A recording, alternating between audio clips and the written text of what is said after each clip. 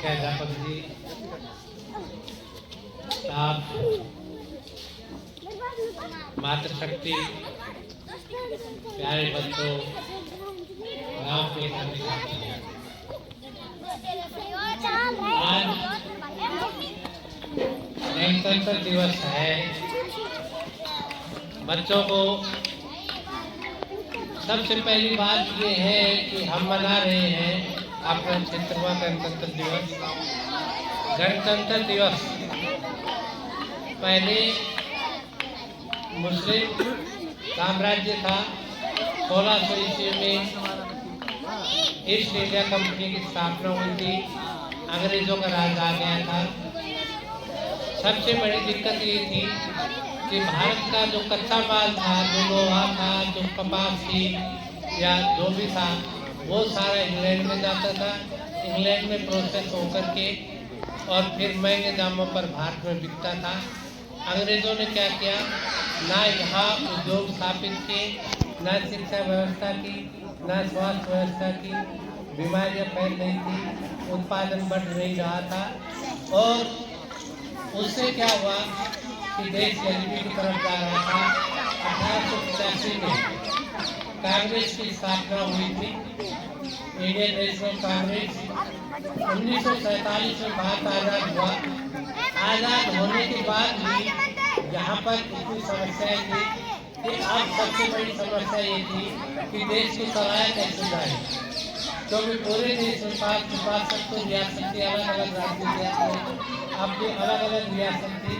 देश को चलाया कैसे जाए, तो उस व्यवस्था को सुधारने के लिए संविधान सभा की निर्माण किया गया, जिसके अध्यक्ष डॉक्टर अम्बेडकर अध्यक्ष थे। यहाँ संविधान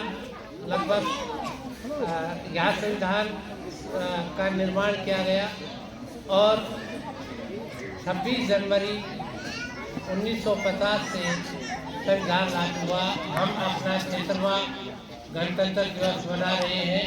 हम इसीलिए मनाते हैं कि गुलामी से निकल करके हम आज़ाद भारत में सांस लिया और हमने अपने मौलिक अधिकार, मौलिक कर्तव्य, यानी हमें मौलिक अधिकार भी दिए गए, हमारे कुछ मौलिक कर्तव्य भी दिए गए और उसके हिसाब से हमारा संविधान चलता है। आज हम आज़ाद हिंदुस्तान के आज़ाद नागरिक हैं और अब इसकी रक्षा करना, इसको आगे बढ़ाना अपना कर्तव्य बनता है। खासकर हम छोटे बच्चों को देखिए, एक बात हमने ये देखी कि पहले शिक्षा नहीं थी। पहले एक नारा था, बुलंद था, बेटी पढ़ाओ बेटी बचाओ। मुझे कभी कभी ये महसूस होता है किसी भी स्कूल कॉलेज में जाता हूँ, अब मेरे ख्याल में समस्या ये आ गई कि बेटे पढ़ाओ बेटे बचाओ। आपने जितने भी कार्यक्रम देखे, किसी भी स्कूल कॉलेज में जाओ, सारे भाग लड़कियाँ ले रही है। लड़के बहुत कम जो है यहाँ भाग लेते। केवल 2 लड़कों ने भाग लिया, बाकी सारे लड़कों ने। हम ये कहेंगे अब थोड़ा सा हम इनका भी प्रोत्साहन बनाएंगे, बच्चे लड़के भी इसमें अपना भाग लिया करें और अपने संविधान की रक्षा के लिए शपथ लें। अपने अच्छे, जहाँ हमारे मौलिक अधिकार है वहाँ अपने मौलिक कर्तव्य करें और देश को आगे बढ़ाएं। जय हिंद, जय। मैं एक थोड़ा बताता हूँ, ठीक है, हम आपके साथ हैं। एक बड़े उद्योगपति के घर पे बहुत बड़ा प्रोग्राम था, उसके पोता हुआ था और पोता जब हुआ तो उसने अपने सारे समाज का भोजन का प्रबंध किया। कुदरत ने क्या किया कि सुबह जैसे भोजन की जिस दिन भोजन करना था तो सुबह सुबह क्या हो गया कि उसका जो पोता हुआ था उसको एक रोग जैसे करेड़ा आते हैं, इस तरह की एक बीमारी आ गई। बच्चा सीरियस हो गया।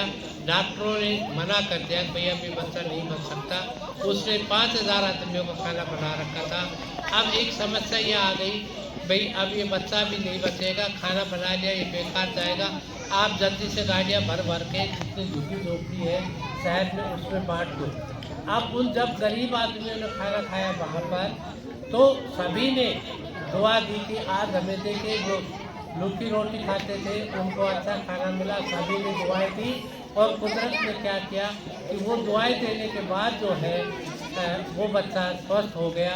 और यानी मेरा कहने का मतलब ये है कि हम आपको अच्छी दुआएं देते हैं और आप भी उन्नति करें, विकास करें। जय हिंद, जय भारत।